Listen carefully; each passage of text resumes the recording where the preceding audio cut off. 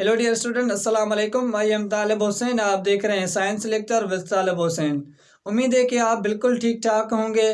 तो आज जो हमारा टॉपिक है, आज जो हमारा लेक्चर है, जिसमें आज हम पढ़ेंगे कि 6th क्लास की साइंस का 3rd चैप्टर, जिसका नाम है photosynthesis respiration in the plants. तो इस चैप्टर का हमने पहला लेक्चर दिया था, जिसमें हमने पढ़ा था कि फोटोसिंथेसिस क्या होता है और जो लीफ का इंटरनल स्ट्रक्चर होता है वो क्या होता है, उसमें कितने एमसीक्यू निकल सकते हैं, कौन सी थ्योरी, वहाँ से जो भी टर्म्स थे वो हमने डिफाइन किए। और जो फूड प्रोसेस होता है वो किस तरीके से होता है, मतलब कि जो फूड बनाता है प्लांट्स अपने लिए वो किस तरीके से बनाते हैं वो भी हमने देखा। तो आज जो हमारा टॉपिक है, आज जिसमें हम पढ़ेंगे कि effect different factor of the photosynthesis. यहाँ से देखें कि इफेक्ट फैक्टर मतलब कि जो फोटोसिंथेसिस पे कौन कौन से फैक्टर होते हैं, कौन कौन से इफेक्ट पड़ते हैं, कौन से असर होता है इस फोटोसिंथेसिस पे, वो हम डिफाइन करेंगे। तो सबसे पहले इसका जो पहला इफेक्ट होता है, पहला इफेक्ट जिस पे फोटोसिंथेसिस पे पड़ता है, कौन सा होता है कि लाइट। अब लाइट क्या है वो हम पहले पढ़ चुके हैं कि लाइट किसको कहते हैं। तो जब हमने पहला लेक्चर दिया था तब मैंने आपको बताया था कि जो प्लांट्स होते हैं वो अपने के लिए जो खाद्य तैयार करते हैं वो उसमें कौन किस तरीके से करते हैं कि वो सन से अपनी रोशनी लाइट को क्या करते हैं कि जो इसमें क्लोरोफाइल होता है वो ट्रैप्ड करता है पत्तों पे, ठीक है। फिर वो उस सूरज की, उस सन की रोशनी से क्या करते हैं कि अपना फूड तैयार करते हैं। किस तरीके से, तो देखें ये क्या है कि एक लीफ है, ठीक है, ये एक सन है, सूरज है। तो देखें इसकी जो रोशनी होती है वो डायरेक्ट कहाँ पे ट्रैप करती है, इस पे, लीफ पे। तो ये क्या करता है कि इससे अपना फूड तैयार करता है। तो अगर यहाँ से देखें इसका जो इफेक्ट पड़ता है वो क्या पड़ता है कि अगर जो सन की लाइट होगी, जो रोशनी होगी, वो जितनी ज़्यादा इंक्रीज होगी उतना ज़्यादा फोटोसिंथेसिस का अमल होगा। मतलब कि यहाँ से देखें कि अगर फोटोसिंथेसिस लाइट जो होगी वो अगर इंक्रीज होगी तो जो फोटोसिंथेसिस का अमल है वो भी क्या होगा, इंक्रीज होगा, ठीक है। पहले इफेक्ट से हमें पता चलता है कि अगर फॉर लाइट को हम इंक्रीज करेंगे, लाइट इंटेंसिटी को इंक्रीज करेंगे, तो इसका जो अमल है फोटोसिंथेसिस का वो भी क्या होगा, इंक्रीज होगा। और उसके बाद इसका जो सेकंड इफेक्ट है, सेकंड इसका जो फैक्टर होता है वो कौन सा होता है कि कार्बन डाइऑक्साइड गैस। ये क्या होती है, गैस होती है। अब देखें कार्बन डाइऑक्साइड गैस क्या है, ये क्यों इसकी ज़रूरत है, तो वो हमने पहले पढ़ चुके हैं। जो हमारा पहला लेक्चर था जिसमें हमने पढ़ा था कि जो प्लांट्स होते हैं वो अपने लिए खाद्य जो तैयार करते हैं उसमें कौन कौन सी चीज़ें, मटेरियल जो यूज़ होता है। एक तो सनलाइट होती है, वो हमने देखा जितनी ज़्यादा सनलाइट और रोशनी होगी, इंटेंसिटी होगी, उतने ज़्यादा फोटोसिंथेसिस अमल का होगा।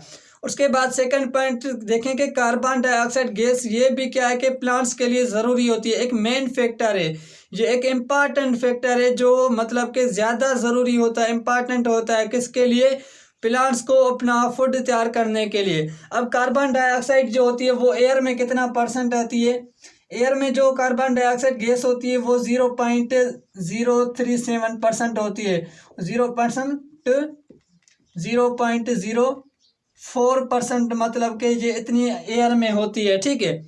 अब देखें जितनी ज़्यादा कार्बन डाइऑक्साइड गैस होगी उतना ज़्यादा फोटोसिंथेसिस का जो अमल होगा, जो फोटोसिंथेसिस का जो प्रोसेस होगा उतना ज़्यादा फास्ट होगा।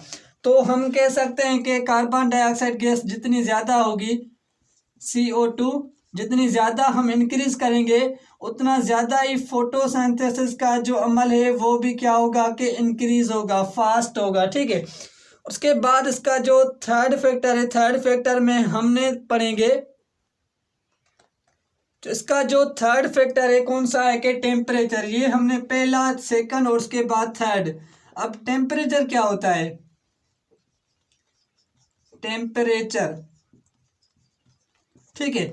तो देखें टेम्परेचर मतलब कि जितना ज़्यादा टेम्परेचर होगा उतनी ज़्यादा ही क्या होगी, फोटोसिंथेसिस का अमल होगा। क्यों, क्योंकि ये फोटोसिंथेसिस का अमल ही होता है टेम्परेचर पे। अगर टेम्परेचर होगा तो फोटोसिंथेसिस का अमल होगा, अगर टेम्परेचर नहीं होगा तो फोटोसिंथेसिस का अमल भी है वो नहीं होगा। क्यों, क्योंकि मैं पहले ही बता चुका हूँ कि फोटोसिंथेसिस जो अमल होता है वो दिन में क्यों होता है, क्योंकि दिन में टेम्परेचर ज़्यादा होता है।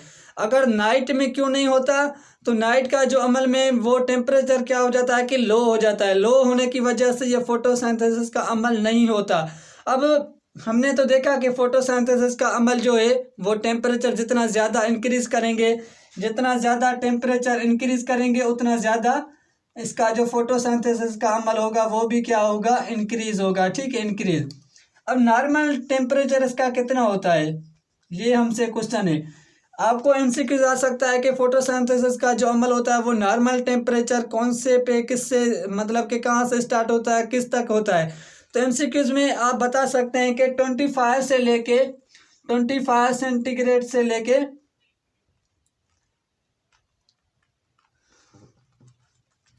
25 सेल्सियस से लेके आपका जो टेम्परेचर इसका नॉर्मल होता है वो कितना होता है, 35 सेल्सियस डिग्री होता है। ठीक है, तो इसका जो नॉर्मल टेम्परेचर होता है, इस नॉर्मल टेम्परेचर पे ये जो फोटोसिंथेसिस का अमल होता है। ठीक है, उसके बाद अगर जो टेम्परेचर है वो ज़ीरो से मतलब कि कम हो जाए, ज़ीरो से क्या हो जाए कि लो हो जाए, तो फोटोसिंथेसिस का अमल नहीं होगा। क्यों नहीं होगा, क्योंकि इसका इफेक्ट ये कि जितना ज़्यादा टेम्परेचर होगा उस पर ये अमल करेगा, मतलब कि उस पर ये प्रोसेस उस पर ये चलेगा फोटोसिंथेसिस का। क्यों, क्योंकि आप देखेंगे अगर ज़ीरो से डिग्री से पीछे जाएगा, इनकी डिक्रीज़ होगा टेम्परेचर, और जो 40 सेंटीग्रेड से भी टेम्परेचर अगर इंक्रीज़ होगा ना, तो फोटोसिंथेसिस का जो अमल है वो क्या होगा कि नहीं होगा। क्यों नहीं होगा, इसका रीज़न क्या है कि ज़्यादा टेम्परेचर मिलेगा ना इसको, तो ये क्या हो जाएगा, मतलब कि कार्बन डाइऑक्साइड गैस सही तरीके से नहीं हो पाएगी, और 0 सेंटीग्रेड पे से लो हो जाएगा तब भी ये फोटोसिंथेसिस का अमल नहीं होगा। इसका इफेक्ट ये थर्ड है, फोर्थ है। ठीक है, उसके बाद उसका फोर्थ मेन में इम्पॉर्टेंट आप जो फैक्टर है वो कौन सा है कि वाटर। ड्रा करता हूँ, ऊपर लिखता हूँ क्योंकि ये इतना ज़्यादा तो बोर्ड नहीं है।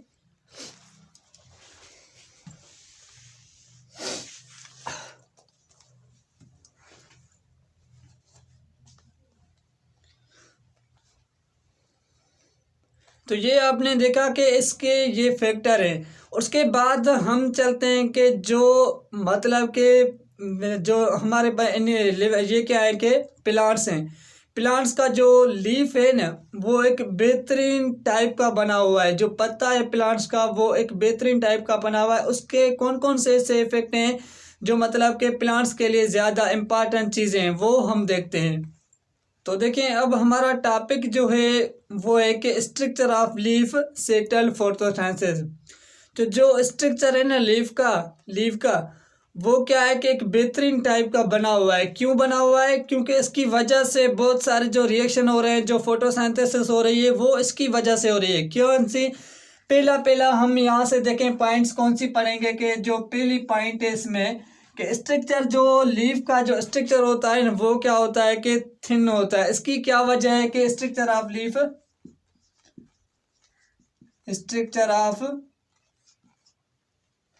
Leaf thin. अब देखें, थिन मतलब कि जो ये क्या है ना कि जो लीफ है उसका जो स्ट्रक्चर जो पत्ता है वो क्या होता है कि पतला होता है। अब पतले होने की वजह से इसका फायदा क्या पड़ता है कि देखें ये क्या है कि इसका ये पत्ता है। ठीक है, अब देखें अगर आप क्या करते हैं कि मैं एग्जांपल दे रहा हूँ, तो आपकी जो रज़ाई होती है वो ज़्यादा पतली नहीं होती। उसके बाद जो चादर होती है, जो आप दुपट्टा लेते हैं, कोई फीमेल्स जो दुपट्टा लेती हैं तो वो क्या होती है कि पतली होती है। अगर आप उन दोनों को पानी में रख क्या करें कि डिज़ाल्व करें, उन पे पानी करें, तो रज़ाई से पहले जो ये दुपट्टा होता है वो क्या हो जाएगा कि गीला हो जाएगा। क्यों गीला हो जाएगा, क्योंकि वो पतला है, वो क्या है कि इतना पतला नहीं है। ठीक है, तो इसका एग्जांपल लें कि जो इसका लीफ है ना वो क्या होता है कि पतला होता है। इसकी वजह से इसके बहुत सारे जो फ़ायदेमंद होते हैं वो क्या होते हैं कि इसकी वजह से होते हैं। तो देखें कि ये क्या है कि इसका पत्ता है। अब देखें इसका जो इफेक्ट होता है वो क्या होता है कि ज़्यादा यहाँ से होता है। तो देखें ये क्या है कि पतला होता है, ये क्या है कि सूरज, ये रोशनी है, तो जैसे ही सूरज की रोशनी आएगी इस पे, तो इसका जो क्लोरोफाइल होता है रोशनी को क्या करता है कि ट्रैप करता है। इस लीफ के पतले होने की वजह से जो रोशनी आएगी वो सारे लीफ में क्या हो जाएगी, फैल जाएगी। तो सही तरीके से इसका जो मतलब कि जो फूड होगा वो सही तरीके से यहाँ से बनेगा, और कार्बन डाइऑक्साइड जो गैस है वो भी क्या आएगी, सही तरीके से यहाँ से लीफ में क्या हो जाएगी, सही तरीके से फैल जाएगी। तो इसका जो मतलब कि यहाँ से फूड तैयार होगा वो भी सही तरीके से इसी तरीके से होगा। ये पहली पॉइंट है, ठीक है। तो लीफ के थिन होने की वजह से फोटोसिंथेसिस का अमल क्या होता है, सही तरीके से होता है। उसके बाद लीफ में जो स्टोमेटा होते हैं वो क्या होते हैं, इसके जो सेकंड पॉइंट यहाँ से हम पढ़ेंगे स्टोमेटा, ठीक है। तो देखें हमने पढ़ा था कि जो इंटरनल स्ट्रक्चर देखा था, तो लीफ जो होता है उसमें क्या होते हैं कि स्टोमेटा होते हैं। किस तरीके से, तो मैं यहाँ से क्या कराऊंगे,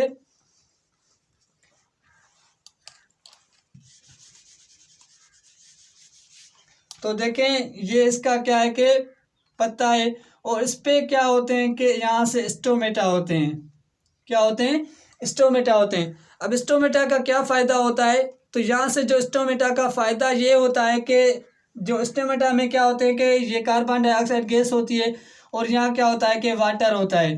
अब देखें स्टोमेटा की वजह से ये वाटर क्या होता है कि बाहर निकलता है, और कार्बन डाइऑक्साइड क्या होती है कि अंदर जाती है, और ऑक्सीजन जो भी होती है वो भी ऑक्सीजन क्या होती है कि बाहर निकलती है। स्टोमेटा की वजह से ये क्या होते हैं कि मतलब कि जो भी रिएक्शन होते हैं, जो भी अंदर प्रोसेस होता है, उनको अगर बाहर मतलब कि थोड़े तक पहुंचाना, या ऑक्सीजन को बाहर खारिज करना, या कार्बन डाइऑक्साइड को अपने आपस में क्या करना, एब्जॉर्ब करना, ये जो सिस्टम होता है, ये जो प्रोसेस होता है, किस तरीके से होता है, ये स्टोमेटा की वजह से यहाँ से प्रोसेस होता है, ठीक है। ये आप समझ रहे हैं।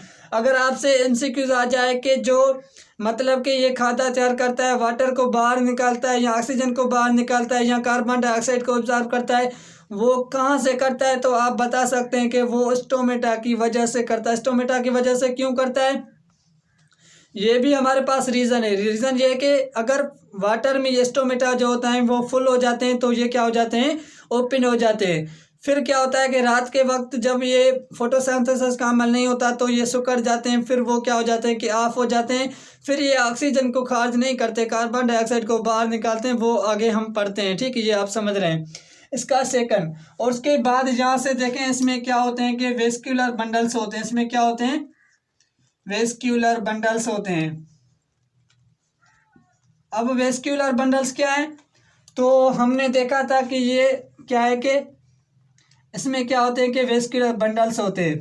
तो ये जो वेस्क्यूलर बंडल्स होते हैं वो दो किस्म के टिश्यूज होते हैं। दो किस्म के क्या होते हैं, टिश्यूज होते हैं।